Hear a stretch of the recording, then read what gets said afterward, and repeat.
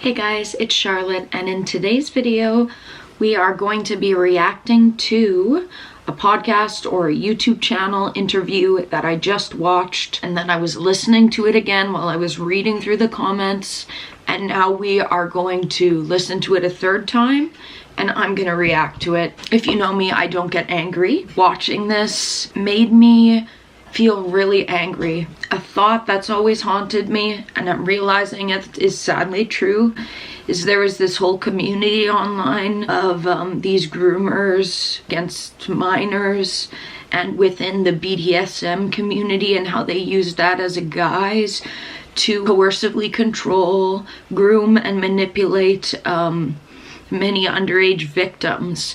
And that my case is not an isolated case, and that this is happening on a grander scale. And I assume, I hope not, because parents are more educated about internet safety nowadays than they were before. Like when I first started growing up, I'm 27 years old, so when I was preteen and a high schooler, that's when the internet was really first coming into fruition. No internet, I remember dial-up, a local one here, and then now Starlink, all in the same childhood home.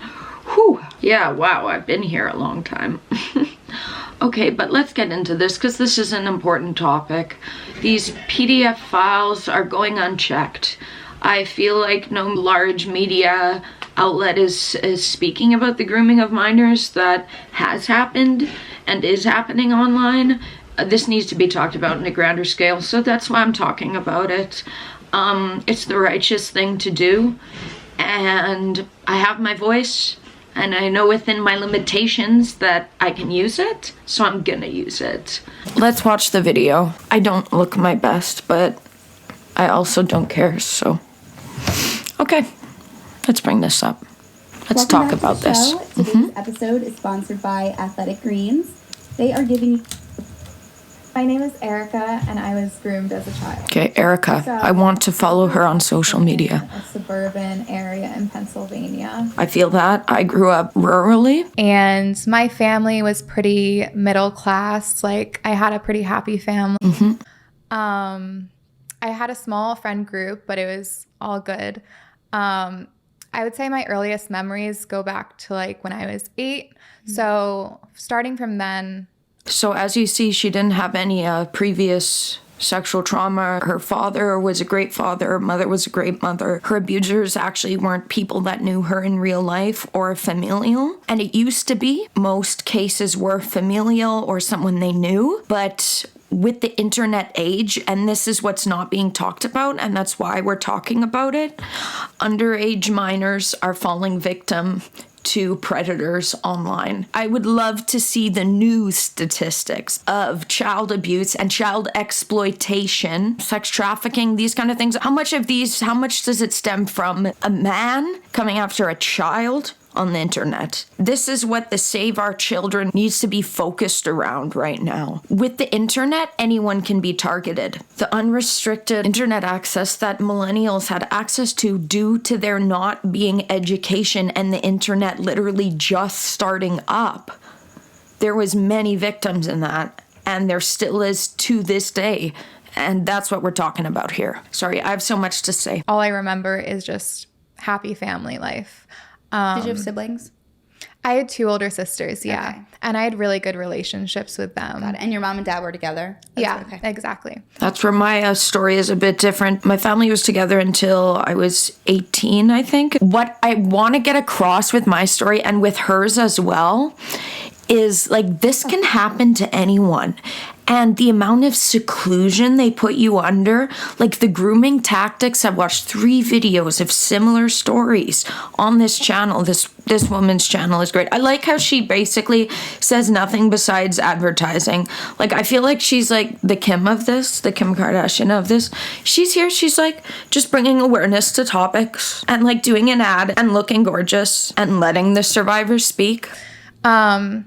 But as the years went by, probably around like age 10, like some depression started creeping in and some anxiety. And that's pretty young to experience that. So I feel like that's when I kind of relied on online forums and like online writing groups. I want to say too, she's very intelligent and very well spoken.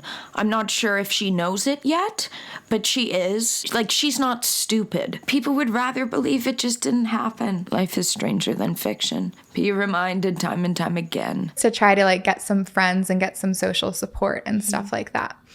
So that's when I began sort of isolating myself from my family, I'd say.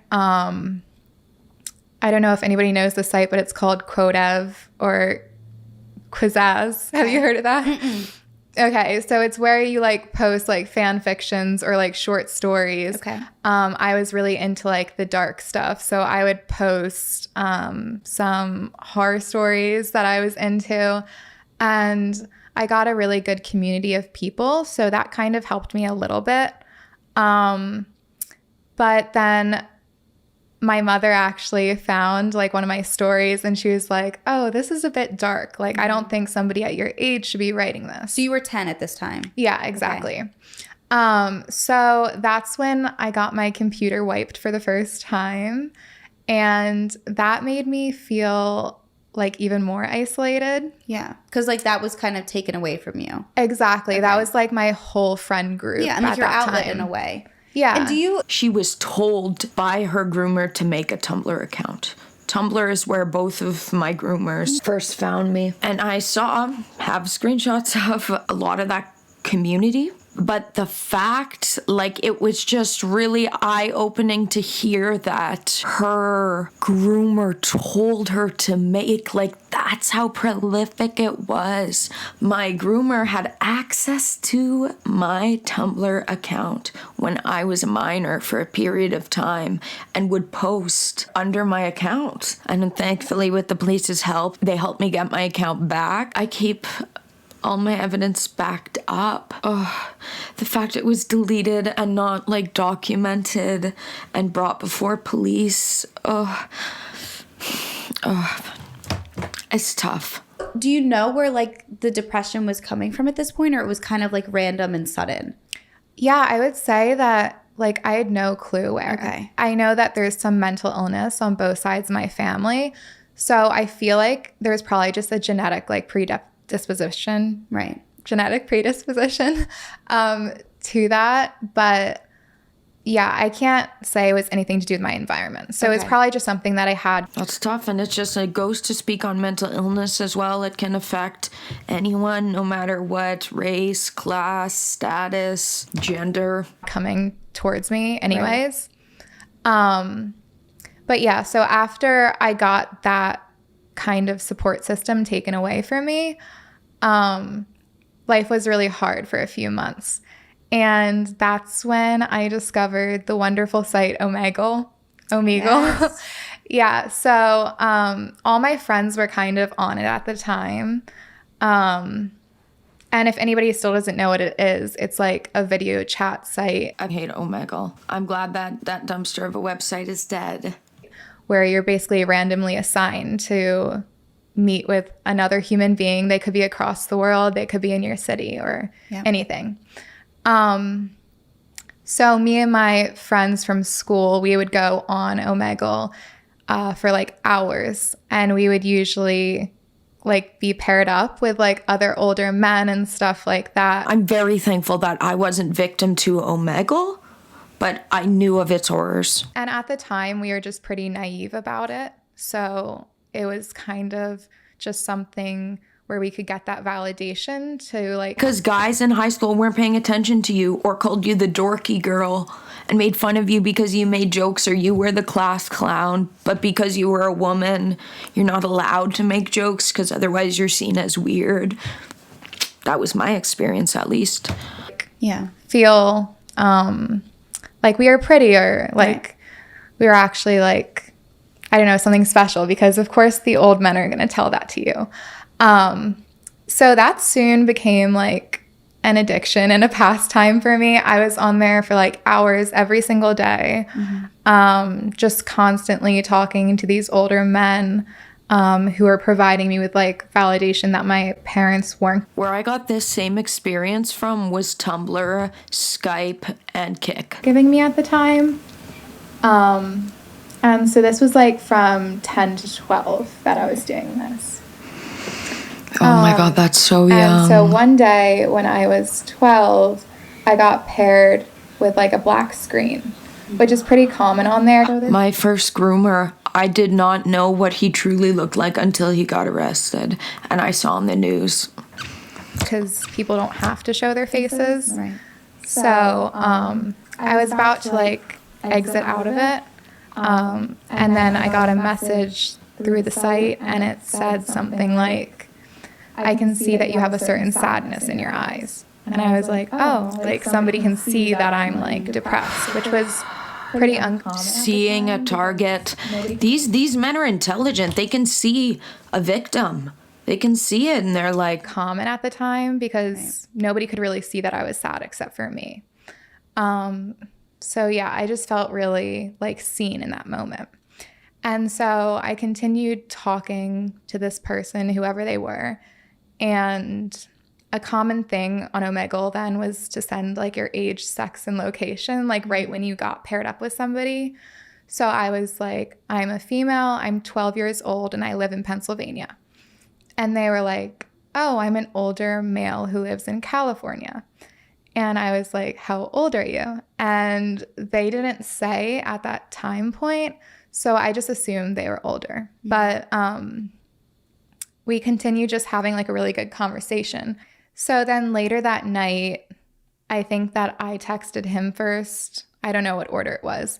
But we got to talking really late at night. And we started talking about like more kind of fringe stuff, I guess. He was asking me like my opinions. It's my groomers as well. Be politics, adult stuff, you know? The love of bombing as well. On traditional like 1950s relationships. So that would be like when the man has more of a patriarchal stance to the woman, like he kind of has all of the responsibilities in the relationships and also all the rights, and the woman is just kind of there cooking and providing like sexual services to her husband, basically. Okay, I'm choosing to forego all good quality and instead continue reacting via my streaming setup because my camera is dead. I want to say my piece tonight, today, now. So let's continue reacting. And like at this age, do you think that you like really like understood what he was asking, or was it just kind of like not that deep to you? Yeah, I didn't understand at all what he was talking about. Right. This was like all new to me at this time because I was so young. So I was asking a lot of questions back to him, like, what do you mean? Right. And yeah, just like, I don't know what you're talking about, basically. Okay. So he basically got a lot of joy out of that. He was always excited, like when I was telling him I hadn't had my first kiss yet, I hadn't had my first boyfriend yet, like I hadn't lost my virginity yet. He would always get really excited over text and be like, oh, that's perfect, because it's better for a woman to like keep her virginity until she's older, because then her husband can train her in the way that's like ideal to him. I'm nodding my head because this is the same rhetoric. Whereas maybe another girl who had more like sexual experiences would kind of have her own idea what she likes sexually. So he was really pleased with me at that point. And while all of it was like very jarring to me, I didn't really... I'm the same as her. I hadn't had my first kiss. I hadn't had my first boyfriend. I had not lost my virginity. I hadn't done any kind of sexual acts. My groomers were my first sexual interaction and continued thereafter for, wow, yeah, a long time. I guess I was just, like I was starved for affection. Like I just wanted him to like me. And it was the first person who had treated me like I was something special. Right. So even though I knew something was a little bit wrong, I just basically continued with it. Yeah. And it seems like it was, it was filling some sort of void within you. Exactly. Like it was like feeding something that you were lacking, like you said. Mm-hmm. So I think at this point, I told like my school friends that I was talking to somebody and they were older. Mm-hmm. I did that on our trip to Banff. And they were very disapproving of the relationship because while we all did like the Omegle thing and like met with guys online through that video chatting, like none of them had taken it the step where now they're like individually chatting with somebody. More personal. Mm-hmm. So they were really worried for me, and that's when my school friends started to distance themselves from me, which of course just like pushed me farther into his arms. Mm-hmm. So yeah, I would talk to him every day, like hours. All through text. Mm-hmm. Okay.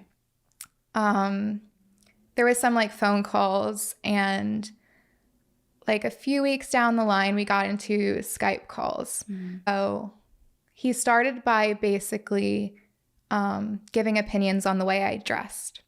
So I would have to send him pictures of what I was wearing to school, and he would usually say something like, oh, you shouldn't wear a bra with that. As a minor.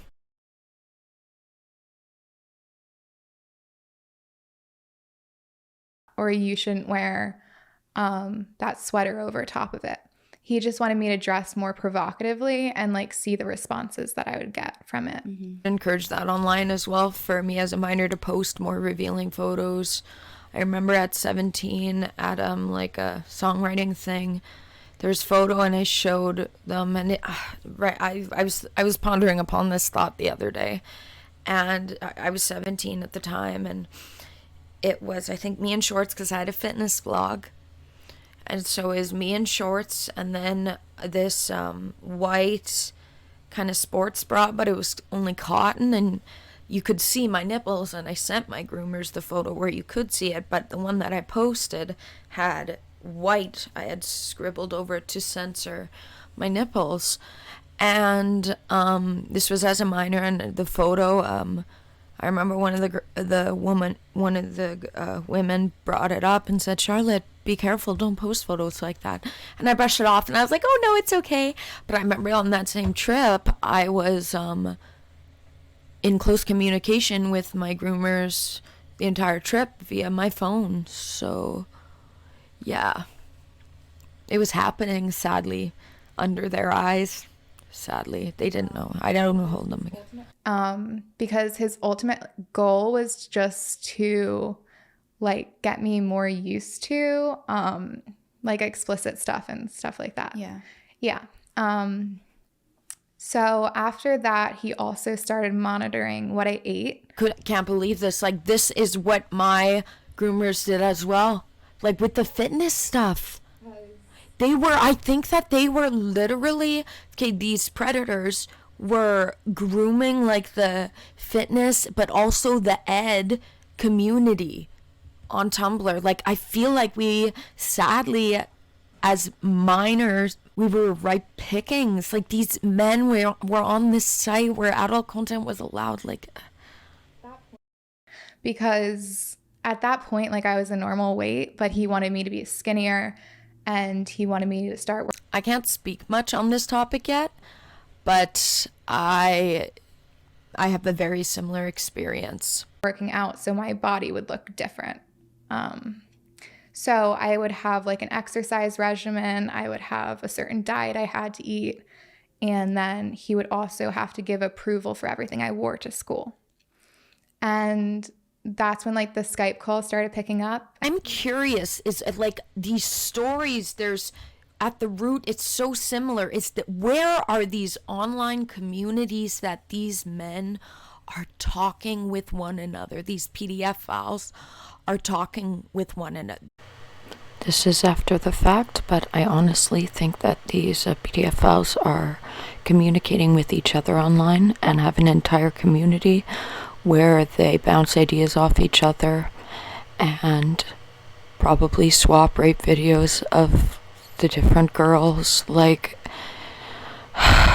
It makes me really sad and scared because I know to the lengths that these evil men, these evil PDFLs will go to.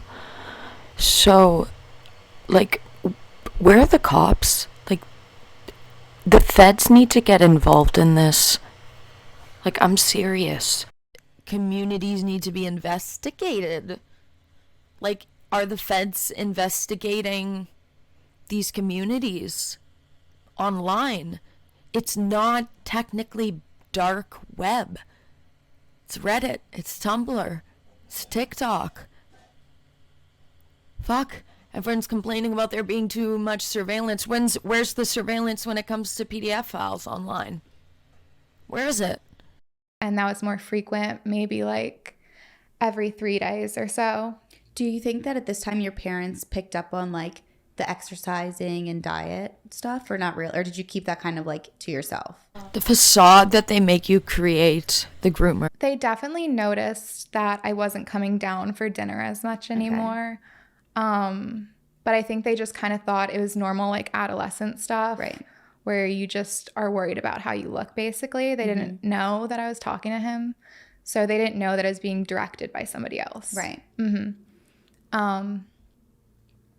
Yeah, so after that, I feel like he started to progress in what he wanted from me.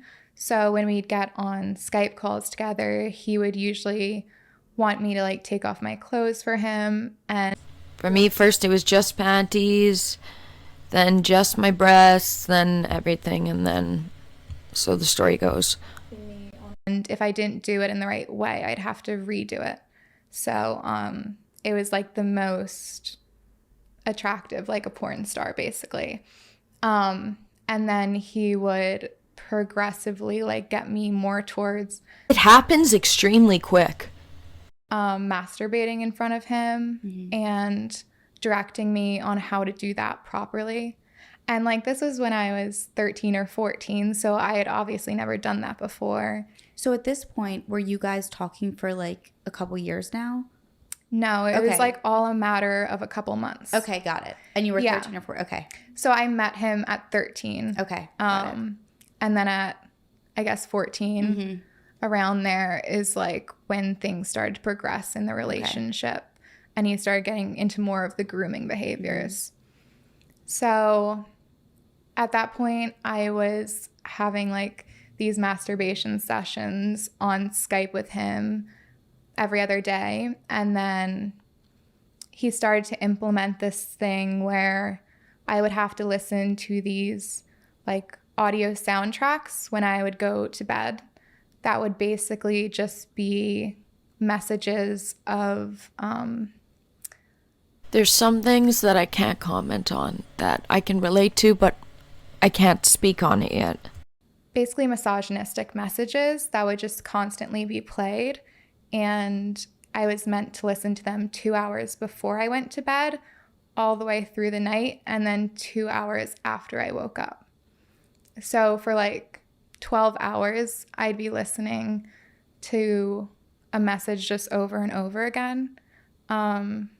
Usually it'd be something like women are below men, women are meant to serve men, women are meant to sexually pleasure men. And people can learn psychological tactics in different job professions as well, whether that be police, lawyers, psychologists, psychiatrists. You're studying the human mind, you're learning, and many of these criminals, these PDF files, they're very intelligent. Some aren't, some are dumb as sticks. But the ones who are able to pull off this entire brainwashing, manipulation, facade, all of these different pieces of their puzzle, they have to be extremely intelligent. So they're well aware, and they go into positions where they can learn these tactics and then use them to their own gain later. So be aware. This is true, but like, and just like all sorts of variations of that. And So basically, like, he wanted you to actually start believing those things. yeah, Okay. he was in the military originally, and he would always tell me stories about like the psychological tactics they used in the military. I at this time didn't know if any of this was true, but like that's what I'm thinking he took like inspiration from in terms of how he tried to brainwash Absolutely did. It was a conscious effort on his part. me and psychologically manipulate me. So after only like a few weeks of that, I feel like I started to actually believe those messages. And Would he ever show you himself on Skype, or was he always just like sitting and watching you? yeah, so over text, he started to show me some pictures of him, and he was more forthcoming about being, I think at the time he was 45 and I was 14. And he also had a wife at the time. Yep, both of my groomers married. And he told me all of that in a couple weeks of texting. But as for the Skype calls, he would always have like a black screen. Okay, so only your camera was on. Yeah, but as my first one, I only ever saw, most I saw was here. I remember after I'd already gone to the police, but I was still in communication with my first groomer, he actually showed me, what was it, on a Snapchat. I hate Snapchat as well. On a Snapchat call, that's when you could, I don't know if you can now. I don't use the app except to sometimes send a snap to my friend KJ. I don't know if you can, but you could like video chat on Snapchat back when I was a minor. And yeah, he actually showed me his face, and I thought I could screenshot this right now. I didn't, because it was already in the police's hands. I don't really know Exactly. what he was doing. Yeah, wow. No, and he would usually record the Skype sessions, like so he could watch them back later. I remember one time he accidentally did it on his work computer. He recorded it. So it was like this huge thing, and that's why I know that he was recording me, because he got really upset about that.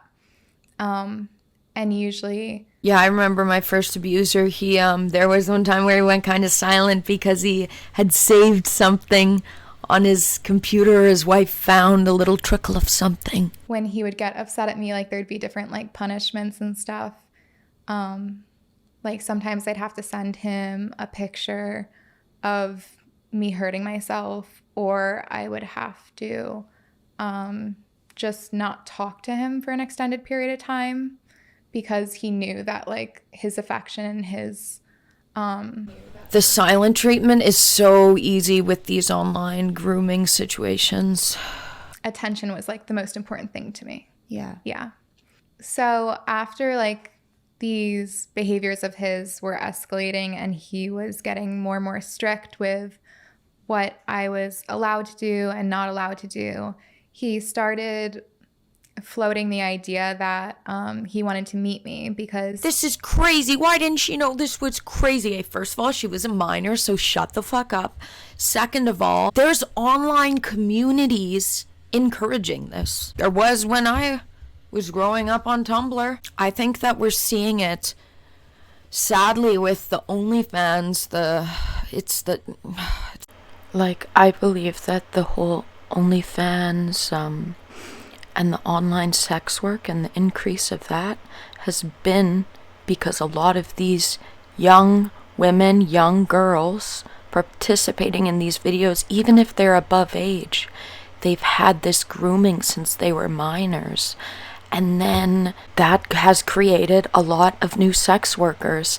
And that's a part of the sex trafficking that I want to talk about, because it needs to be. He wanted to see how effective his training was so far, and he wanted to see like my worth, basically. Can't believe that he admitted that to her.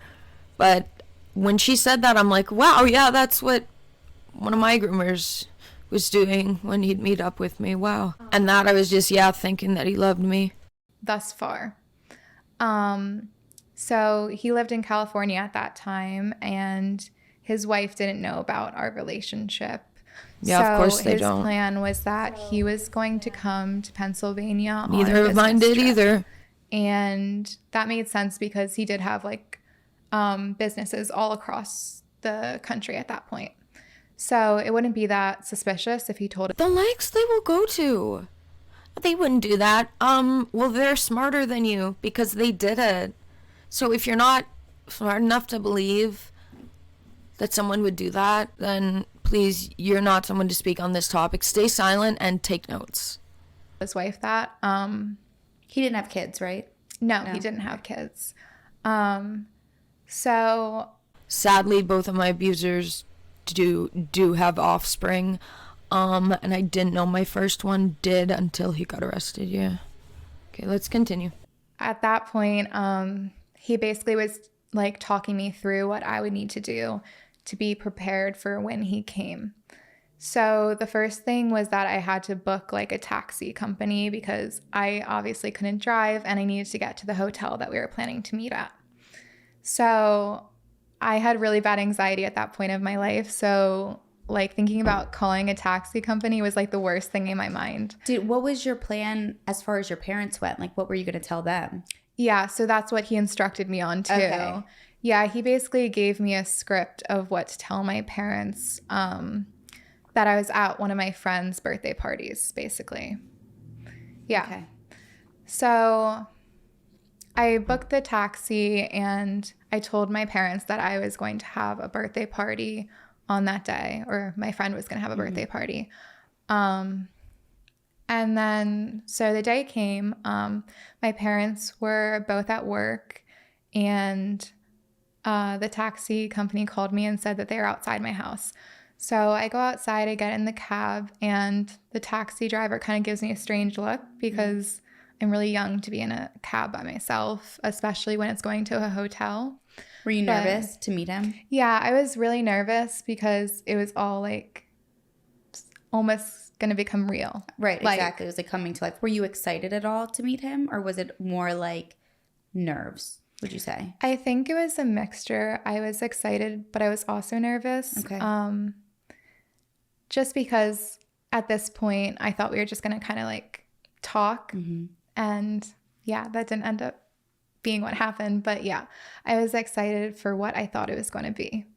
So yeah, anyways, they drive me to the hotel and he basically instructed me that when I get to the receptionist, I'm supposed to tell the receptionist that I'm blank's friend. And when I tell them that, then they'll give me like a key card to the hotel that he had booked. So I told the receptionist and literally Lolita happening before their eyes. Fuck the receptionist. Fuck the receptionist.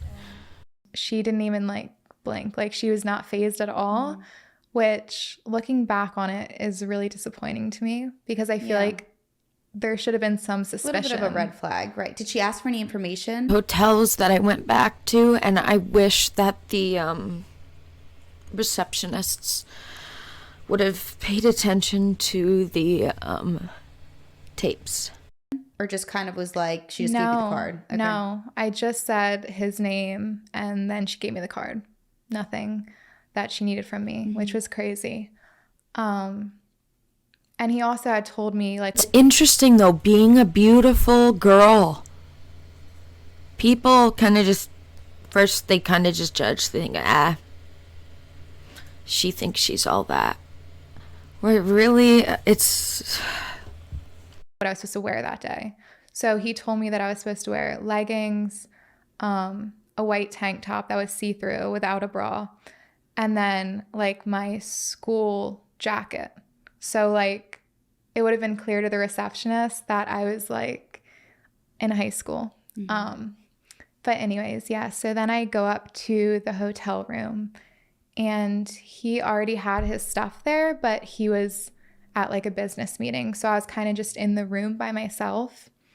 And that's when I started to get some more nerves because I could see all of his like bags there. And I was like something really bad could happen if this goes awry. So I decided to look in his bags to see if there was anything like a gun or like restraints that would be super like off-putting to me. There ended up being nothing in the bags. And so I texted him that I was there in the hotel room.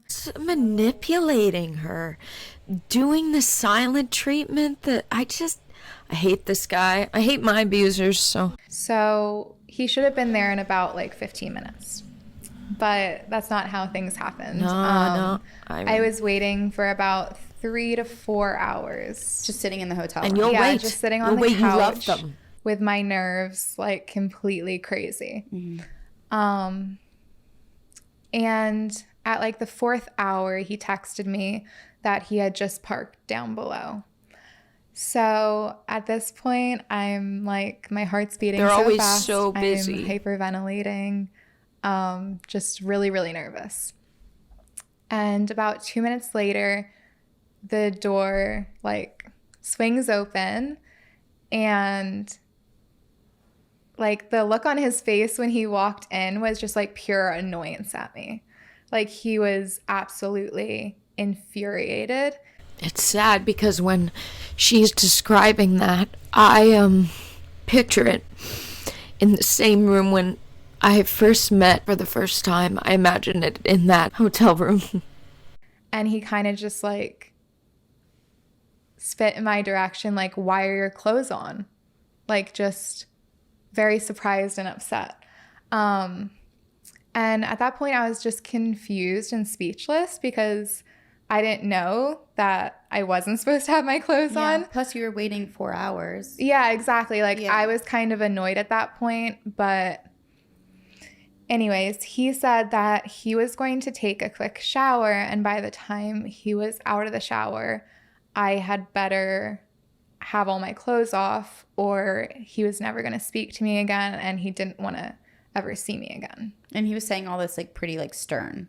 Yeah, and it's important to note he was like 6'3", like very muscular dude. Like, so hearing that is very intimidating for me as a 14-year-old.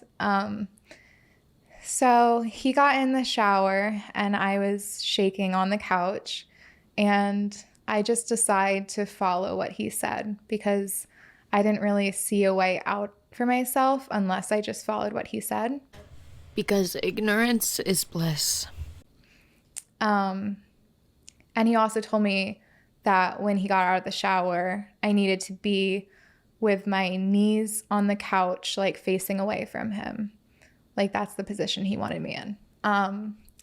So I took off all my clothes. I got on the couch in the position he wanted me to.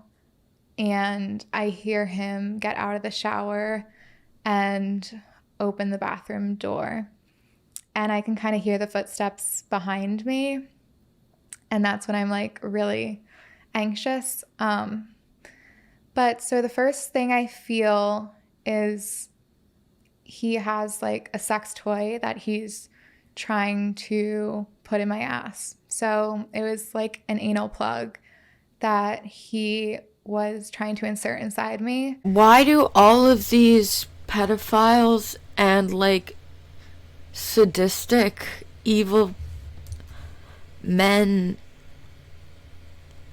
like sodomizing women, sodomizing girls? What is their fixation with sodomization? And I immediately pulled away because I was just so confused and so surprised. And instantly he slaps me. Like in the face?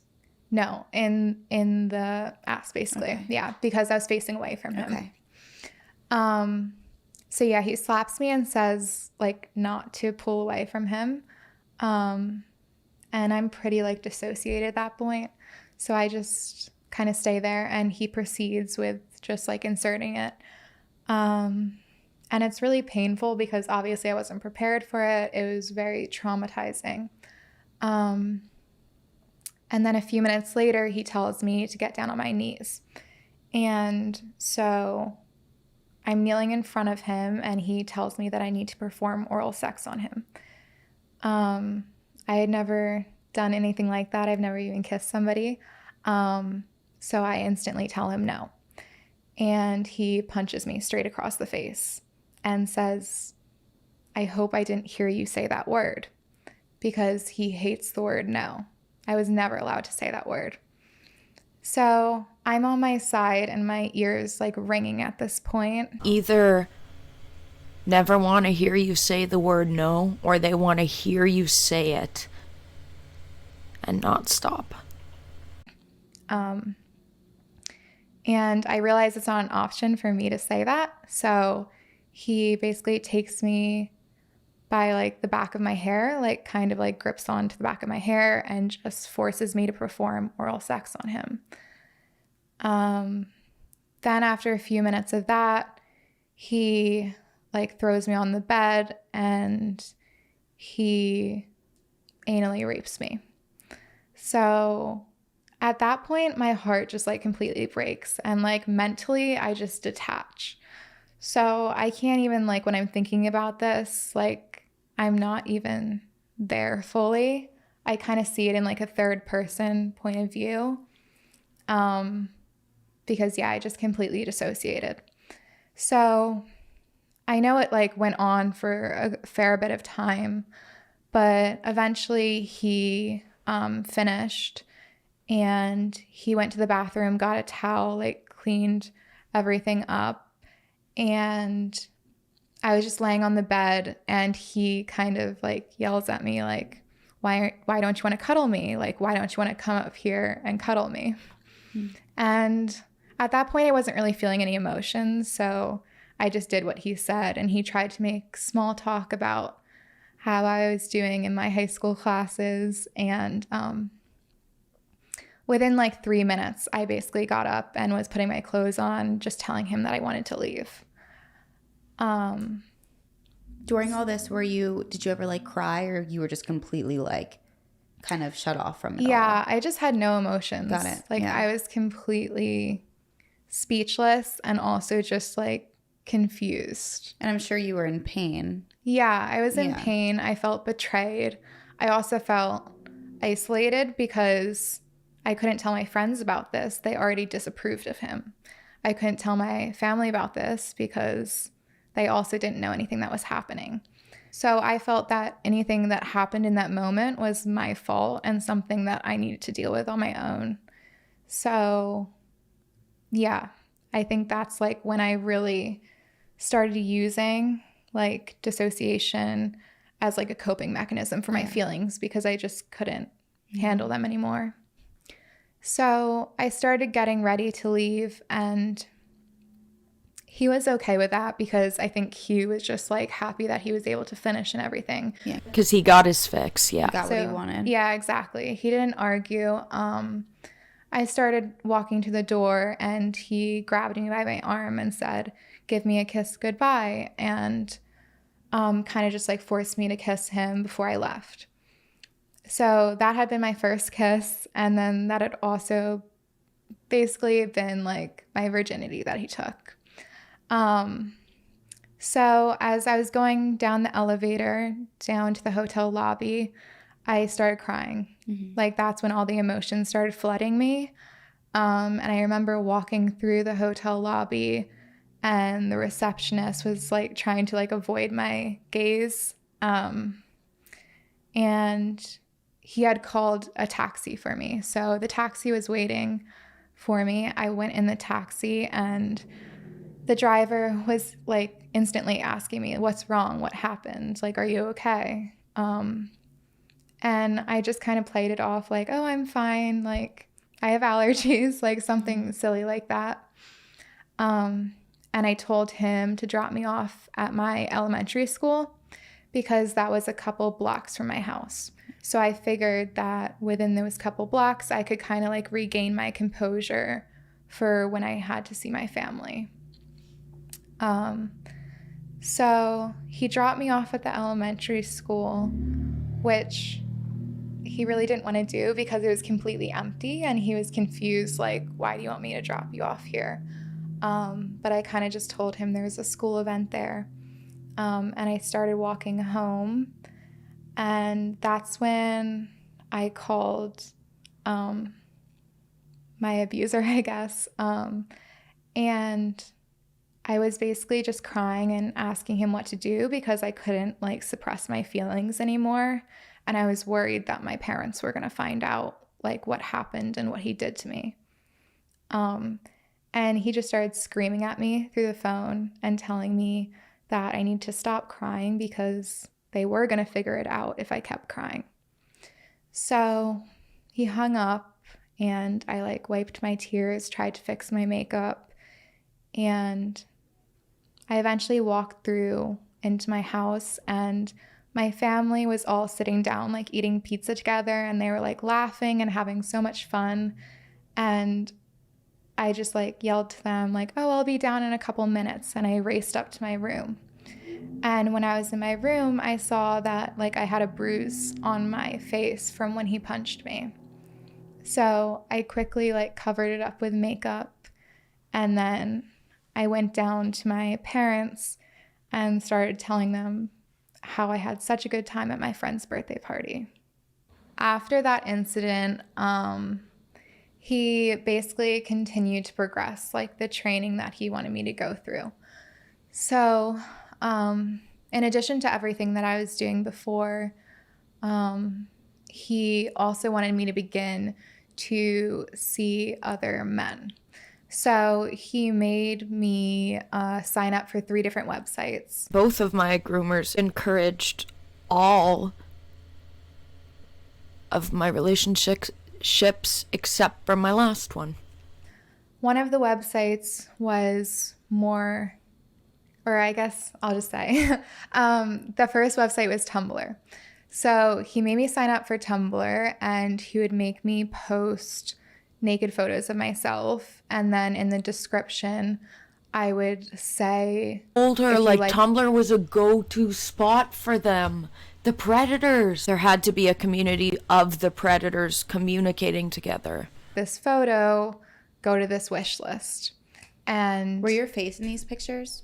No, they weren't. Okay. So that was always like a hard limit for me and him, because his like aspirations for me was to be his live-in slave, as he would call it. So he wanted me to live with him and his wife and basically just function. That was one of my abuser's goal as well for me. But the wife didn't know at this time, right? Or do you think she did? No, but it became clear in like a little bit into the story. Yeah. So yeah, the first website was Tumblr, and he'd make me post pictures without my face. And different men would go onto my wish list and they would buy the sex toys that he would tell me to put on the wish list, because he basically wanted me to train up to being able to take like bigger and bigger sizes. Yep, I was a minor and I had adult men buying me stuff off my wish list. Those same men are the ones who told me to make a wish list. Yeah, interesting. Not only anally, but vaginally too. And yeah, so the next website was more like BDSM related. So I would also post the same photos on there. And it was kind of like a Facebook, but for like BDSM purposes. And I got popular on there like very, very quickly. Talk about what website this is, but I can reasonably assume she's talking about a Fat Life. So like thousands and probably tens of thousands of people were following me on there. And then the third website was more oriented towards men who wanted to pay to like have the company of different people. So on that website is where I met primarily the majority of the men that I then saw. And I reasonably assume she's talking about seeking arrangement here. So he would tell me like, oh, you should meet up with 3 men this week and they should all pick you up at your high school.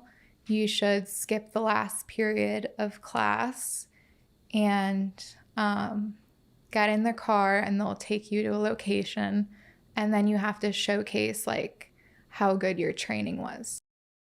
So he wanted you to be... They get off on other pedos getting off to their groomed victim. Having sex with these men. Yeah, exactly. Okay. Did he want it like filmed or anything, or he just would want to hear about it from you?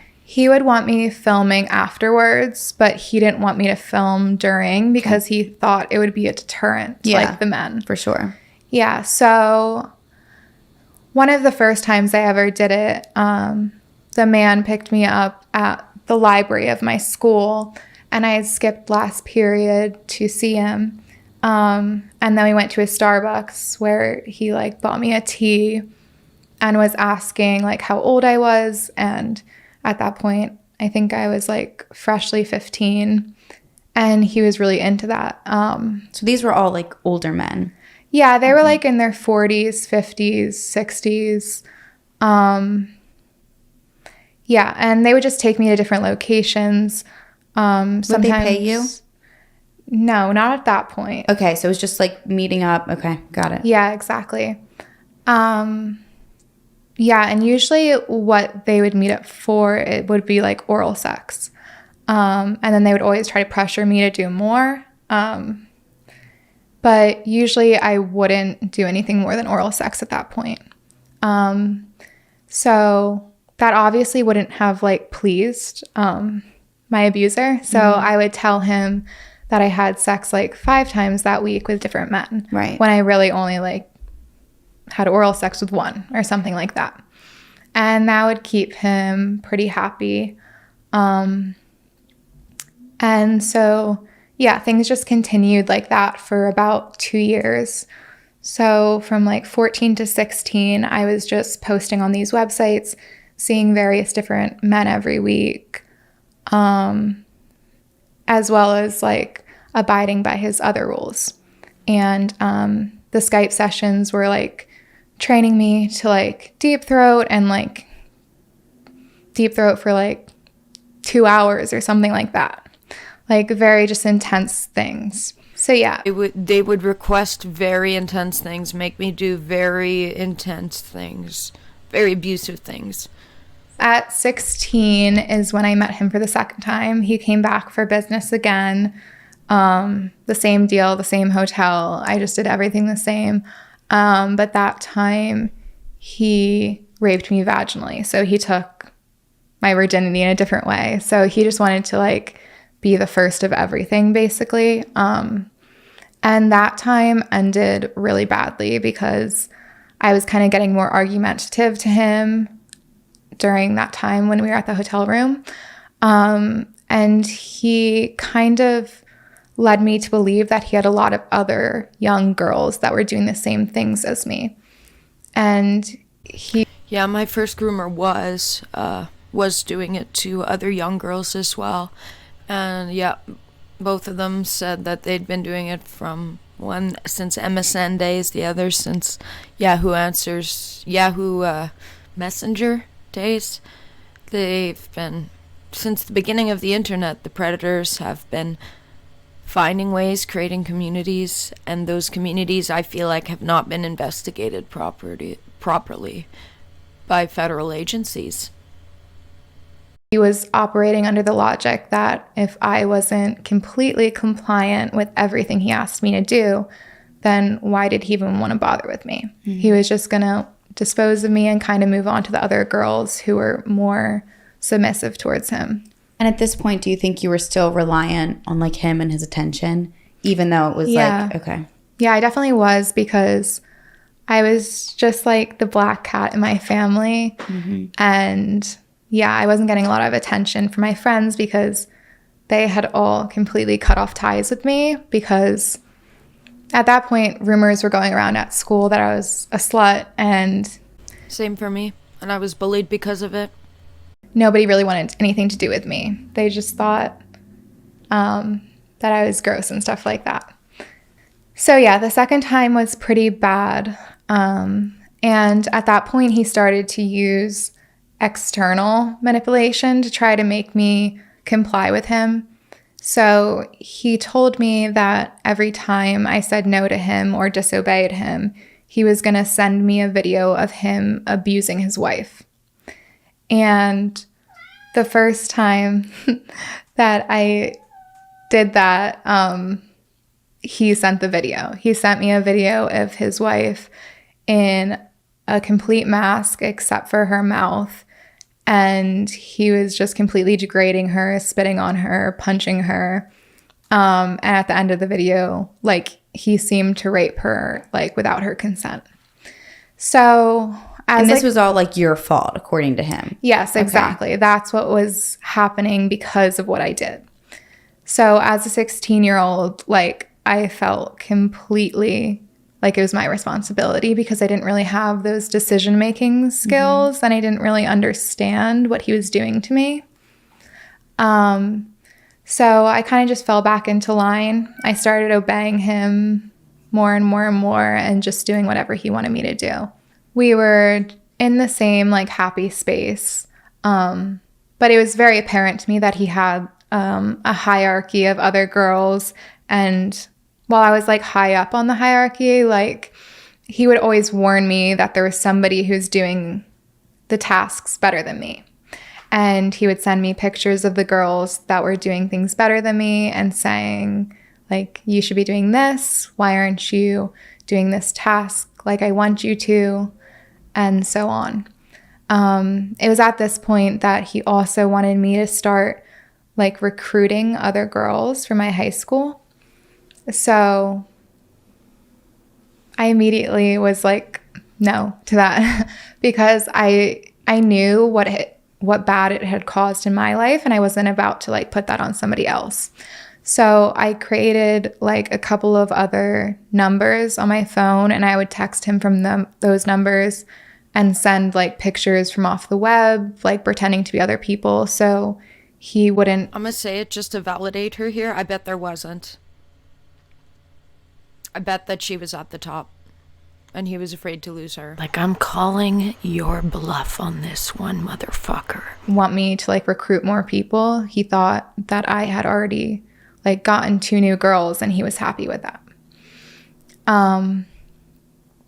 So later that year, I was meeting up with one of the men that he had instructed me to see, and my mother called the friend's house that she thought I was at.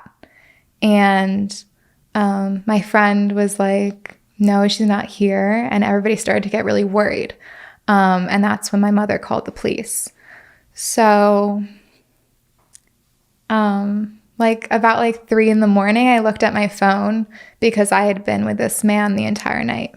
And when I looked at the phone, there was like 72 missed calls, all from my mother and my father, my sisters, and everything like that. And that's when I realized that they had called the police. Apparently, my dad had been, like, in a fatal car crash, is what I saw on my phone. So I immediately told the guy that I needed to come home. And when I got home, I realized it was a lie. My dad was fine, but that's what the police had instructed my mother to tell me in order to get me back home, because they thought that I had, like, run off to be with some guy. My mother and my father wiped my phone. They wiped my computer because through calling the police, they had discovered that I was talking to all these different men that were much older than me, and they didn't really want me doing that. So they wiped my phone, and that's when I alerted, like, my abuser that this was going on, and he completely cut ties with me at that point. So I haven't spoken to him since then. Wow. I had been on the track in my high school to finish high school year early because that's what he wanted me to do. He wanted me to get out there as soon as I could. So it was around, like, my 17th birthday or something at that point, and I was getting ready to finish high school. And that's when my parents announced that they were going to divorce. So that was kind of just, like, the cherry on top of everything that I was going through. Yeah, it was a really rough time because I'd always relied on him for my social support, and now I was going through something really big with my family, and I couldn't even reach out to him. They didn't keep the evidence. Lack of education. That's what lack of education does. To kind of, like, ease that pain. Did you still have his number, or, like, because they wiped your phone, you didn't even? So I still did have his number because at that point I had memorized it. They wiped my phone. I got a new number. But yeah, I tried to reach out to him from like what I had memorized. But just from like how the texts were going through, like, I think he probably took away that number. Okay. Yeah. So I was just never able to contact him again after that. But yeah, so my parents separated and I was going off to college. Parents separated as well when I first went to the police. And I chose to go to college in Canada. So that was like just a complete break from my family. I really wanted like more independence and stuff like that. I still had all the 3 like websites operational that like he wanted me to use. So I was still getting a lot of like men messaging me through there. I do have a question. When all of this happened, It's not much better here, sis. Both of my groomers are Canadian themselves, so Kick is a Canadian company, KIK. with your parents and the cops, did your parents have like a sit down talk with you about everything that had been going on, or like did you not even have to like explain everything that had happened up to that moment? Yeah, they did. They thought I was kind of in the dark about it. Like they had printed out all my phone records and they were like, So they knew about this man. they Kind of. knew at that moment. Like Okay. that was the first Right. time they found out I was talking to him. And did you tell them like how you met him and the age difference and all of that information, or were you kind of vague with them about it? So on like the phone records that they saw, it was kind of like a white pages report. So they see all the ages and they see kind of the locations where they're at. So they did see that the majority of people in my phone contacts were older men. And they thought that I thought that they were all like boys my age. So they thought that I was just like being scammed or something on the internet and that I thought I was talking to boys my age. So you didn't ever really explain to them at this moment what really had happened? No, I just completely kept them in the dark because that's what I was trained to do at that point. Like he said that if it ever came up to my parents, I wouldn't be able to tell them. Or like he would kill my family type of thing. Like he would just use threats like that to kind of keep me away from telling them.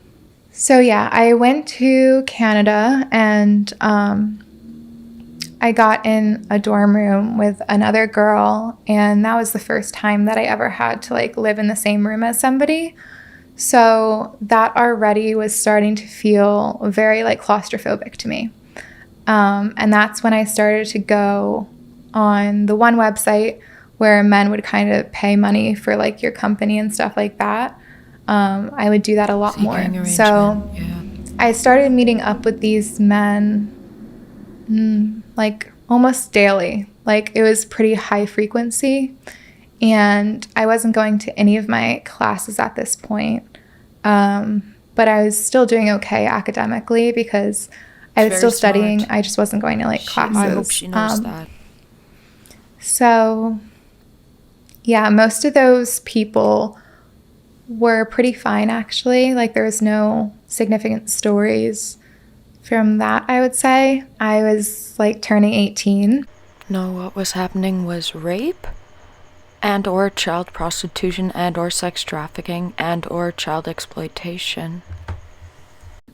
And the day I turned 18, I went to a therapist's office because that was the first time that I wanted to get like mental health services. Because I knew that if you're 18, they didn't need like your parents' consent and they wouldn't tell anybody anything of what you said. So I went to a sexual trauma therapist, and he started like working through some of the issues that were going on from like my childhood and stuff that was going on there. But like as many people know, therapy is like really slow moving. So even though I started going to my therapist, I also started getting into like the BDSM community in where I was living. So on that website that I was using, I met this man who was very well known in that town, and he was very popular, and I didn't know it at the time, but he had a reputation for finding like the youngest girls, the newest girls to the community and kind of exploiting them for his own personal gain. So at that point, I'm talking to him. Like, this man better be in prison. He wants to arrange a meetup. And I think I took like a Greyhound bus, like 2 hours to go meet him because he was like in a different part of Canada than I was in. And you met him through the BDSM website? Okay. Exactly, yeah. Canada. And the first meeting we had was just like a sushi date, and we basically just discussed like very normal things. But he kind of portrayed that his interest in me was to take me to different parties and like play events where we'd be going to like dungeons and be doing like very like hard BDSM stuff. Or not necessarily that I would be doing it, but we would be like attending as a couple. Okay. Like he basically Like wanted a location where everybody's there for that reason? Exactly, Okay. yeah. So he was known in the community. So the community pushed it under the rug. So yeah, the first time that I went to one of those events with him, I was with another girl who was like 20 years old, and I was 18 at that time. The legal drinking age there is 19. Mm-hmm. So I wasn't able to drink, but the first thing that he did when we kind of got there was order, I think, like 4 drinks. So 2 for me and 2 for the other girl. And I wasn't like a heavy drinker at that point, so that got me pretty like buzzed. Mm-hmm. So throughout that night, just imagine like a basement that's like kind of like a club, but everybody's in lingerie, everybody's like some people are kneeling on the ground with like collars around their neck. Some people are naked, some people are having sex. Like it was just one of those environments that was very open to anything. How did you feel being there? It was like very new to me. It was very off-putting. I didn't expect that at all. Yeah. I thought it was going to be like a normal club, but everybody would just kind of have that shared interest. But it was very out in the open. Yeah. Yeah.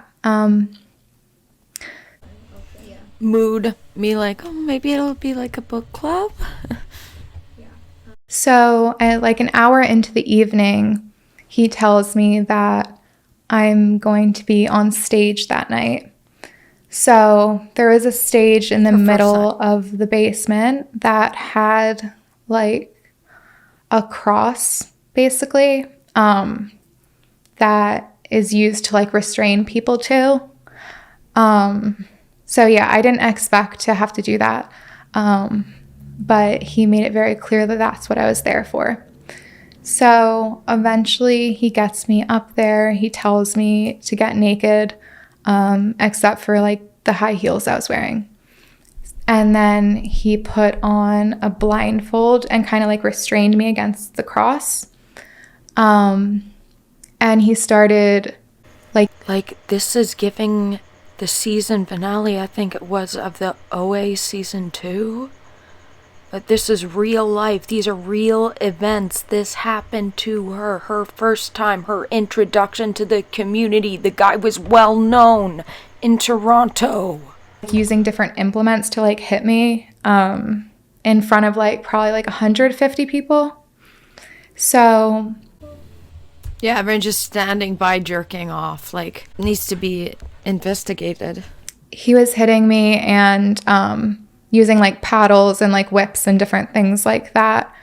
And then he tells the girl that we came with to start using like her nail extensions, or I don't know what they're called. Acrylic nails. Acrylic nails, yeah. To like scratch down my back, but like in a very aggressive way. So she did that and my back was like bleeding. It was all blood. And he was using a whip that had like metal tips to it. So my ass was like completely bloody as well. Why is that allowed? And I just remember that the scene kind of There ended. should be consent forms that people have to sign, like literally. Like, people have to sign a consent form to get on a fucking roller coaster, but there's no consent form to enter this club. To do, like, why is there should be honestly legal paperwork. And everybody was clapping around me, but I just felt like completely numb, basically. And then, like, one of the workers brought over like a towel to like clean myself up and a water bottle or something like that. And then he started doing the same thing to her next. So yeah, that was the first event that he took me to. And after that, he took me to like 3 more, which escalated like after that. I'm just like, in general, like, it's just wild because it's like I feel like you had the first experience with the one guy from Omegle. And now, like, this is a completely different person. And honestly, like, a completely different experience. But I feel like the trauma level is, like, they're both really, really up there, but just in two completely different ways. Yeah, I just feel like I was like preconditioned to like go into that because of the first guy. Right. Yeah. So the second event I went to after that, it was kind of a similar situation. I feel like these groomers, they groom you for more groomers too. Like, they just like ready you to go into a world of abuse. A lot of people there. A lot of them are older. It was like people in their 50s. There was a lot of couples, a lot of people who were like swingers, basically. And at that event, I got like suspended from the ceiling, and he whipped me again. But at that event, basically blood was a big no-no. You weren't allowed to break any skin because it was against like the violations of that place. So he kind of got reprimanded at that place, but it didn't stop him too much. It just made him like look for different events that were more accepting of like bodily fluids and like more risky places, basically. And more like intense forms of abuse too. Exactly, yeah. Like less limitations, I feel like. Like it goes from like, I feel like more of like a light fetish to like harm. Yeah, exactly. They just find a new avenue. These places need to be investigated, shut down, canceled. Because for a lot of the things that he was doing to me, like I would have bruises and cuts and stuff like that for like 2 weeks after. So I'd be sitting in class sometimes just in complete pain. And for him, it was just like 30 minutes of hitting me. Like he doesn't have to go through the after effects of feeling that. Yeah. But yeah, so for the third event, it was a similar situation, but he escalated it to basically put these metal clothespins like all over my body. Like pinching your skin? Yeah, exactly. Like dozens and dozens of them. And this was already after like hitting me for maybe an hour. So my pain tolerance is already like dwindling. And then he did this on top of it, and I actually passed out. So there was like 36 people around me, and I just completely fall to the floor, black out. And when I wake up, there's like 3 very concerned older men around me who were like the monitors of that event. And they were really mad at the man that I came with because it was never supposed to get to the point of like me passing out. That's when the man that I came with kind of got like, he was pushed to the edges of that community basically because people didn't like that he had gotten to that point and hadn't like exhibited the proper safety. They're mad at the guy because he's blowing their show. They're like, do that behind closed doors at least. At least keep that in the bedroom, man. No. Precautions.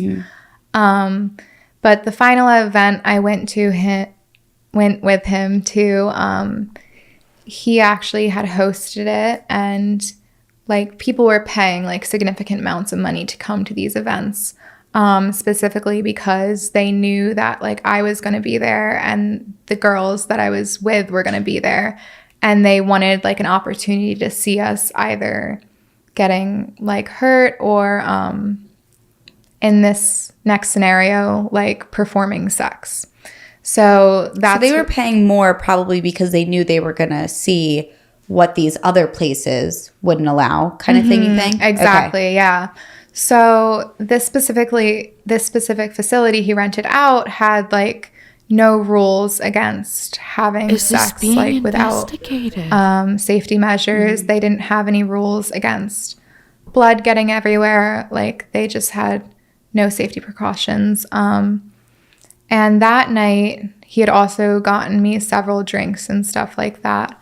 And he told me that I was going to have to do a sex scene with the girl that I came with, like in the middle of the room.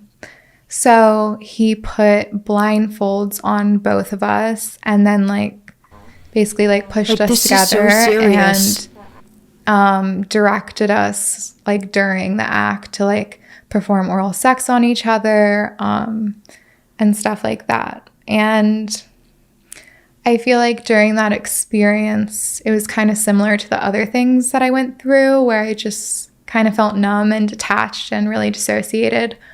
But I feel like that pushed me past the brink in terms of keeping that relationship with that man. So after that night, I pretty much cut off ties with him. I think at that point, like my therapist was also starting to affect me because he was trying to reverse a lot of the conditioning that the original man had kind of internalized in me. So up until that point, I did believe that like women were less than men. I did believe that like my only worth came as like somebody who could provide sex or like sexual services to somebody else. Ingrained. But when I began seeing a different side of that, that's when I started to kind of argue with the men that I was with a little bit more and kind of push back and stuff like that. So a lot of the clients I was seeing at that point started getting upset with me, and there were just numerous occasions where a client that would normally be really nice and like happy to be with me would get like physical with me or like use drugs to drug me and then rape me because I wasn't okay with what they were doing. Yeah. So after I cut ties with him, I pretty much completely got off the BDSM website and I stopped everything with that pretty quickly.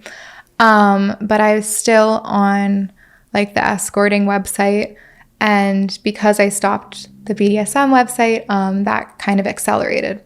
So one of what I would consider like the rock bottom of that was a day when I saw 3 different men in the same day, and it was just like back to back to back.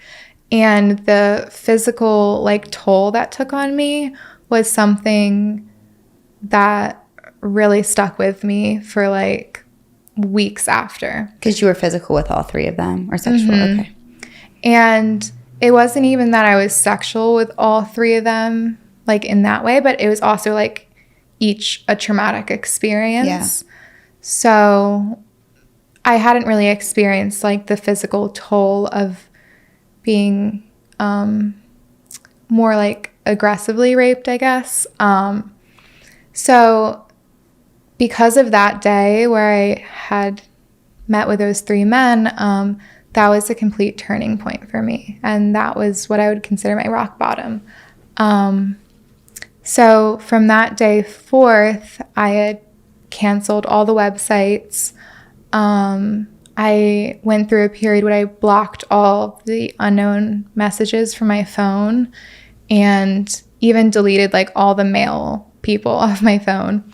because I just didn't want to talk to anybody that was a man. Mm-hmm. And so after that, I started doing therapy more frequently, and we started doing like deep trauma work, and I realized that I had pretty complex PTSD, and I also had like a dissociative disorder where like my coping mechanism for when I encountered anything really difficult was to just completely emotionally detach from that moment. So yeah, after getting those diagnoses, I think that really set the pace for the treatment in my therapy, and it started to be really helpful. And so ever since then, which was like 2020, 2019, I've still been seeing the same therapist, and things have been progressing really well, and I've moved on from like my bachelor's, and now I'm in a master's program. Congratulations. Yeah, so now I'm pursuing becoming a therapist, hopefully. Amazing. Mm-hmm. So through the work with the therapist, did he or yourself, did you feel like you wanted to kind of open up and tell your parents everything that had happened? Or? Yeah, that's actually something that just happened like 2 weeks ago. Really? Yeah. Like you just told them kind of all of it? Yeah, because there's some like police and like legal stuff happening right now, because I started to pursue that once I really felt like I had kind of... 2 weeks ago from making this video, she told her parents for the first time. Dealt with everything emotionally. I felt like I could go to the police and report it. So that's all happening right now, and I'm kind of in the middle of that right now. Yeah, I mean, I think that's amazing, and I feel like the fact that you went through all this, and I feel like the fact that it's interesting because therapy is such a long process, and it is something that I feel like it's great. I feel like too that you found somebody that really like stuck with you and worked with you and helped you through all of this. And obviously, it's like you said, it's not a short process, and it's something that I feel like in general, like you have to continue to work on and work through within yourself. But I think that it's really amazing that I feel like through what you went through can kind of inspire you to want to help others, because one, you have the personal experience, you know, and two, I feel like firsthand you see how much work it takes, you know, within yourself, and just even finding somebody that really cares and listens. Okay, guys, my dog's gonna shit on the floor. I'm gonna end the video short here. She's really upset. Erica is so strong for telling her story. Please, I'm gonna be watching her case very closely. I want to hear more from this woman, and I'm saddened that someone has gone through something so similar to my experience, and that sadly it confirms my fear that there's this whole community and then online, and it's in plain sight. I just needs to be talked about on a mass media scale. I'm doing my little part with mine. Okay, God bless. And yep, keep using your voice. Okay.